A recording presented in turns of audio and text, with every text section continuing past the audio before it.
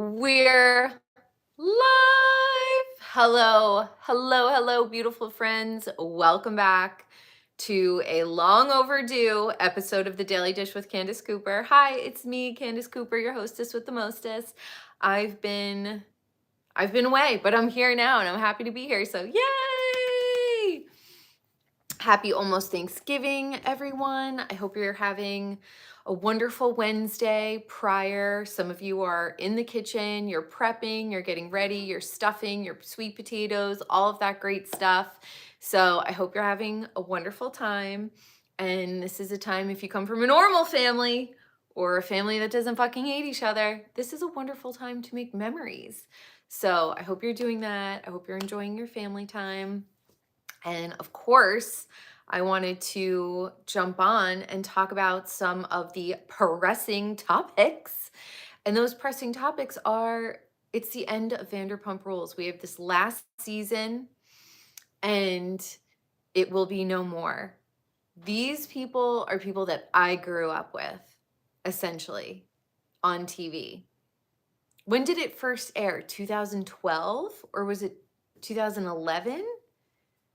I mean, I was still in my early 20s when this started to air. Quinn, she loves to fuck around as soon as I get on a live. I'm rewatching Vanderpump Rules from the very beginning. I think I'm on like season 7 now, but I restarted from season 1 2 weeks ago or a week ago. I just like to have it on in the background. It's my comfort show. I find so much comfort in watching the show. To watch their evolution, watching it all the way through back to back to back to back to back is crazy because Jax is insane. And the amount of times that Jax lied, got away with it, swindled these women, and weaseled his way into their vaginas. And he's not even that good looking. When he had that crazy, like, mutton chop type beard, he looked like a deranged version of Wolverine. You could just look at his face and tell he's a fucking lunatic and a liar. And all those stupid girls who fell for it. Oh my gosh. But anyway, prior to 2012, life was just different.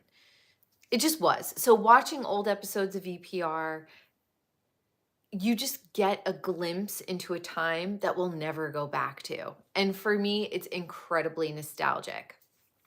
So to see that VPR has been canceled is, look, everything has its time. So it's time to go. They're going to recast, bring in a whole new cast of people, which I said to one of my friends / old coworkers, I said, and we pass the torch to the younger generation because they're going to be referencing things that us older people, it's just not going to hit the same. But if they could recast it, put in a younger group of people with like the new slang and the riz and, you know, whatever the fucking kids are saying these days, it will be able to live on for another probably 10, 15 years following their lives. Us older people, we're going to have the valley. So we'll be able to watch Sheena and Jax, and Dodie is fucking pregnant. Oh my God, Kristen Doty is with child.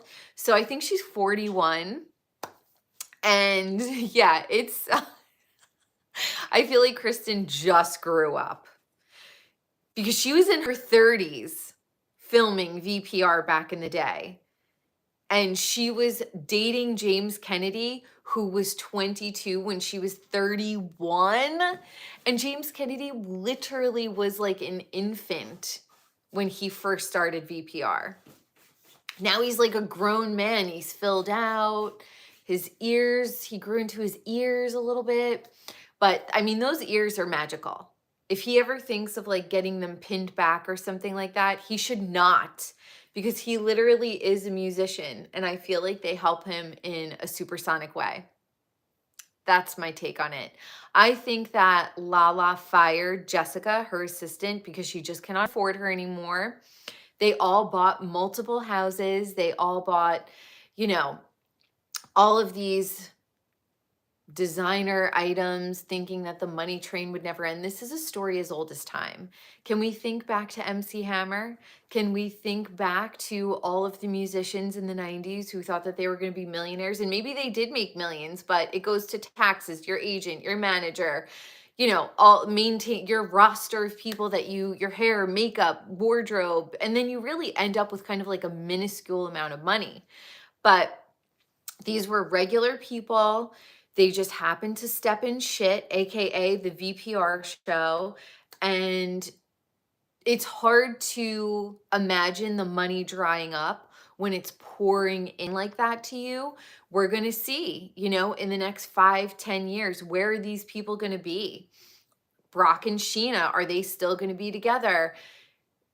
Oh my gosh, watching Katie basically beg Schwartz to marry her, now knowing how it all turns out, is just the most painful thing to watch ever. And I think it harkens back to a way of life that just isn't the same anymore. She was 30 years old, not engaged, dating the same guy for 5 years. And back then, it really was like this standard of you have to get married and have children and be young. And when everyone is passing you by, it's just such an insult to you. You're such a loser. And now we look at Katie and she's divorced from Schwartz. Schwartz and Sandy's is closed. It's over. And Schwartz has like a 22-year-old girlfriend, and Sandoval is dating Victoria Lee Robinson, who's probably like all of 24, and he's like 42. So, you know, watching the arc of the show from what society used to be to what it is now, and how society holds women to such a higher standard than men. Like, it was like Katie wasn't married, what a loser, doesn't have kids, whatever, all that stuff. And the guys really, they just want to be with people who act their age, which is 22. But Schwartz and Sandy's is closed. And I can't help but think, wow, karma is such a beautiful, beautiful creature. Ariana, you don't want to go and watch her back from the beginning. She was a gaslighter. She was a liar. She was a manipulator to Kristen. She was, I want to say, a female misogynist, the way she would speak to Kristen, even though she had hooked up with Sandoval. I think that I never liked Ariana personally. Do I understand that the camera loves her? She's a little fairy sprite. She's blonde, those big blue eyes, that skinny little body, you know, boobies. I completely understand why the camera likes her so much more than the camera feels about maybe Katie, or because I don't really think that the camera likes Katie all that much. In real life, Katie and I are probably, well, I think she's taller, but I would probably look very similar to the way Katie looks on camera. We're thicker women, you know, we're solid women. And next to Ariana and Stassi and little teeny tiny Sheena, Ariana is made for TV, and holy shit, I don't know what procedures she had, but who knows what she's had done, but she looks amazing since she's dropped Sandoval. You can tell in the seasons when she started to get depressed because she stopped washing her hair. And her hair always looked greasy and a mess and undone and bad haircuts. You could tell she was slowly descending into depression. Katie gained a ton of weight and Ariana stopped washing her hair. When both of those girls ditched those, what's the male version of a succubus? But essentially, Schwartz and Sandoval were sucking the life out of Ariana and Katie. These women have had a glow up of the century. Katie looks amazing. Ariana, gorgeous. Do I like Ariana's personality? No, not at all. No, I don't. But I can absolutely see why she's a star. She reads beautifully on camera. I'm excited to see what's going to happen in the next 5 to 10 years. We really lost that connection with them when they stopped working at SUR. That relatability just left. So there was nothing really to hold on to.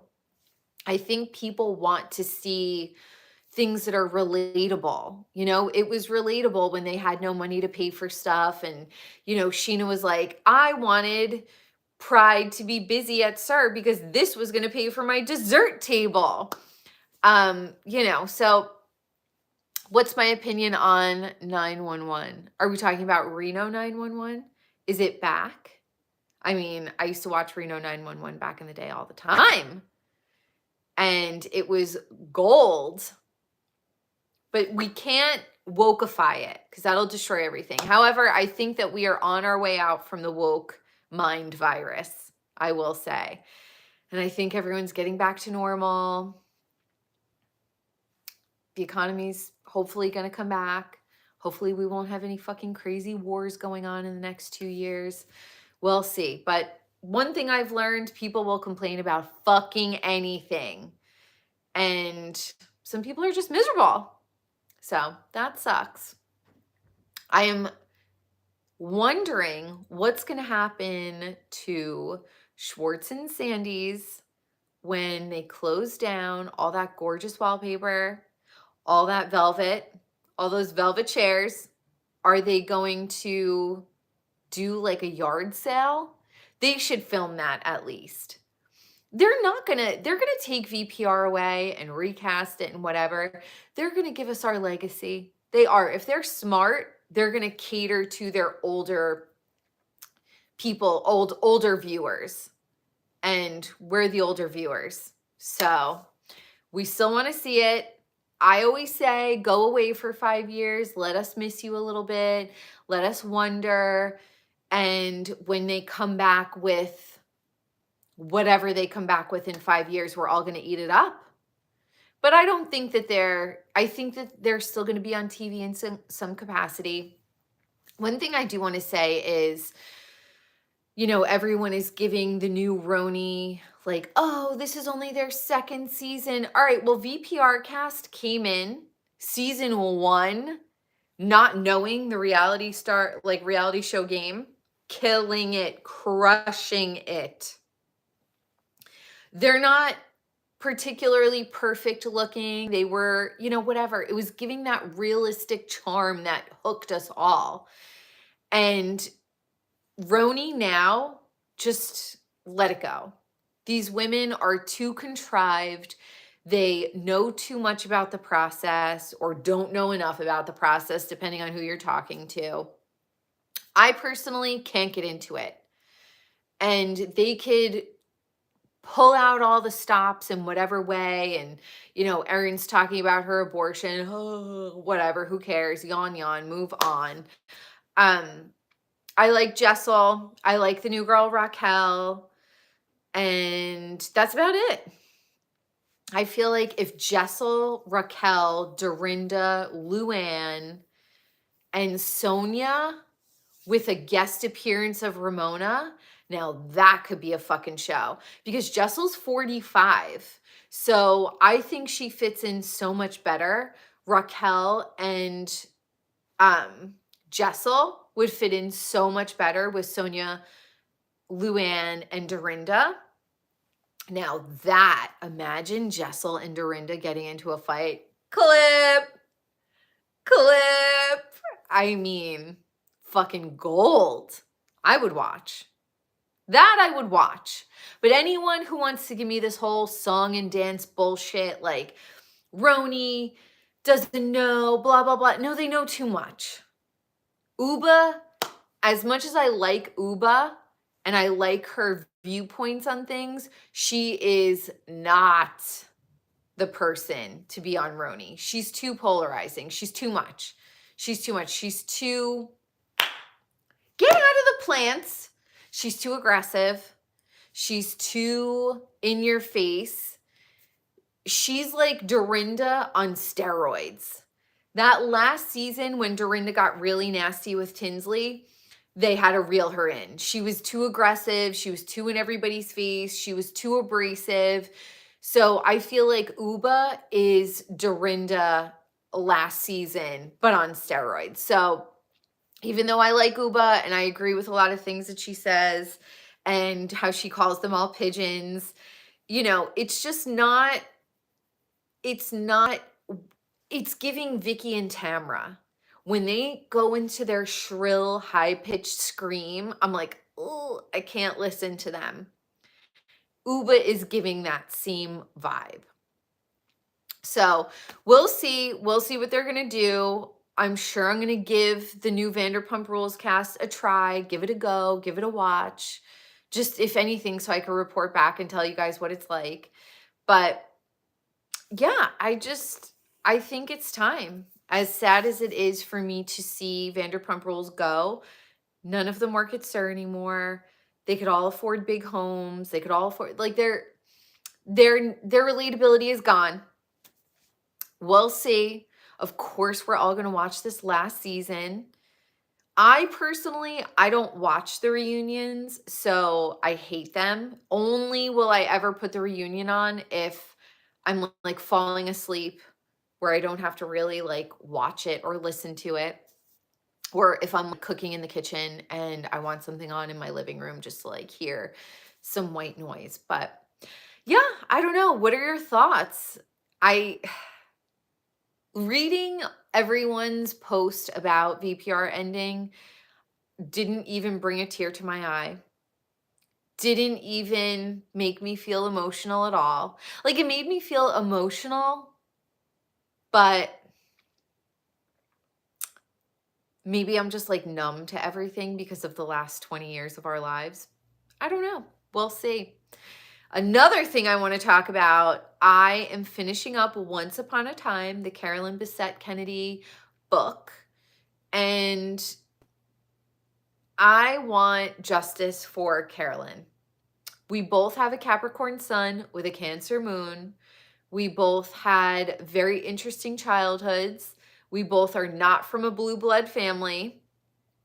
And I very much understand being with somebody who the people around them are so possessive of that person that they will go to the greatest of lengths to destroy your reputation, drag your name through the mud with them. I've had many, many relationships where my boyfriend will have guy friends who badmouth me to that boyfriend, and the boyfriend takes the guy friend's side. Hello, back to VPR. And they ditch me. And I just like am so perplexed at how fucking dumb men are. Don't you see that your one friend obviously wanted to sleep with me? I would not ever sleep with them. Me and you get together, and then the friend badmouths me to you to try to sour our relationship. And then the man is so dumb. My bro would never lie to me. My bro's got my back. Okay, well, Tom Sandoval and Tom Schwartz, just go fucking suck each other off already. Just do it.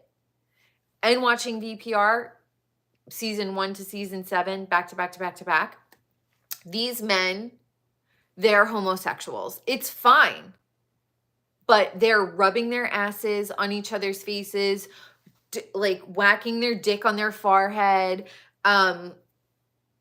Just be fucking gay, bro. Just be gay. No one cares. When we care is when you drag a woman through the mud for years and years and years and years and years, when really you just want to fuck a dude. Okay? So JFK Jr. obviously had a lot of people in his ear when it came to Carolyn. Why? Because they knew Carolyn wasn't going to take any of their shit. They knew Carolyn was a real woman, a real human who wasn't going to blow smoke up John's ass. And I remember I dated this famous guy, shout out Jay Boulder. I'm going to name drop. He came from kind of like a famous DC family. We met on set of a commercial and we had like a little romance going. He gave me the book Where the Red Fern Grows, which is a great book. And I just remember he was like, oh, I'm going to Jamaica on my friend's private plane. And I said, well, where's my invitation? And my invitation was not there because I'm not a blue blood. I'm not a part of the clique and the crew. So I wasn't getting invited on the private jet to Jamaica. Also, I'm a real person. So I'm going to tell it like it is, how it is, and not mince words.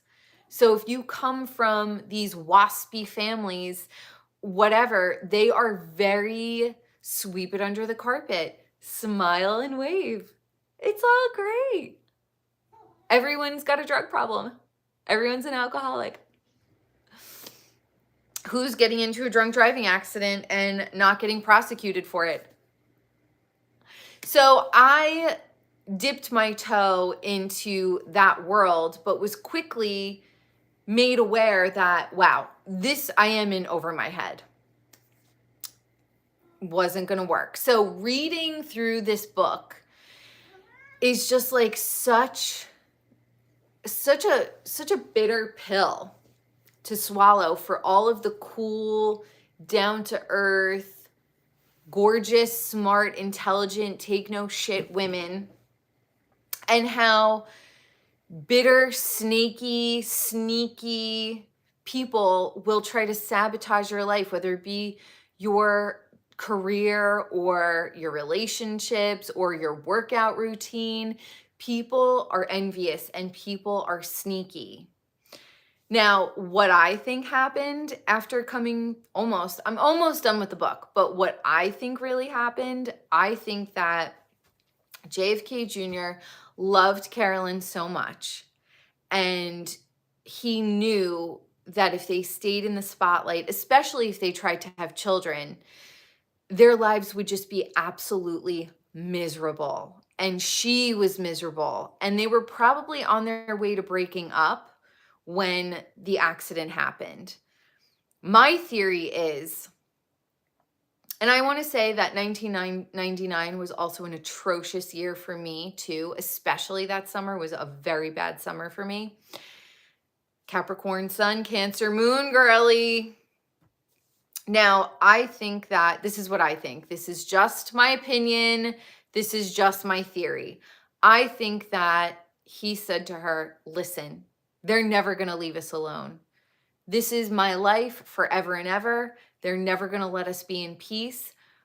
But there is a way that we could escape this. And we have to fake our own death. Genuinely. After listening to what they put her through, I genuinely think that that is what they did. I don't think that they died in that plane crash. I think Carolyn said, if I could take one person, I will do this. And I think that that one person was her sister, Lisa, not Lauren. I believe it was Lisa. And they only found her business card floating in the water. Yes, that is genuinely what I think. That is genuinely my theory on JFK Jr. and Carolyn Bessette Kennedy's plane crash. Did they ever find their bodies? I don't know. I doubt any men are going to be watching this live, but I will say, men, if your bros come up to you after you start dating a really cool, beautiful, smart chick, and they start bad-mouthing her and telling you how she's going to use you, she's a gold digger, she wants your money, she wants fame, take a step back and look at that grody-ass motherfucker and be like, you know what? You're jealous. But men are incapable of seeing jealousy in other men. Because I don't know when it started, when men became passive and women became warriors.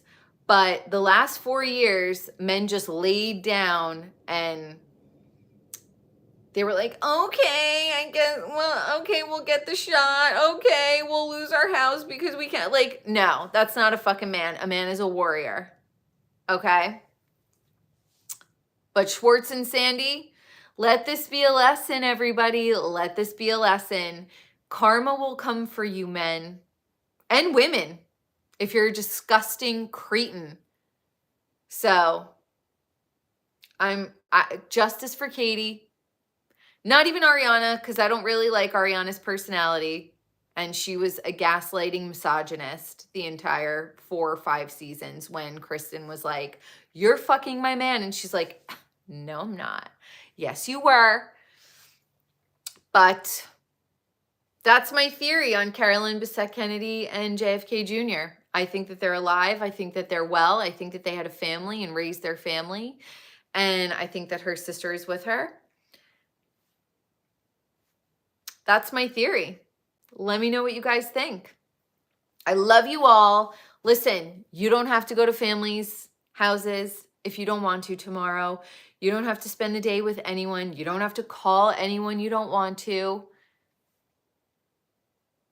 If your family is wonderful and loving and protective and supportive and all of that, spend time with your family. If your family is even a smidge, iota less than any of that, stay the fuck away, because we're moving into Pluto. We're in Pluto and Aquarius.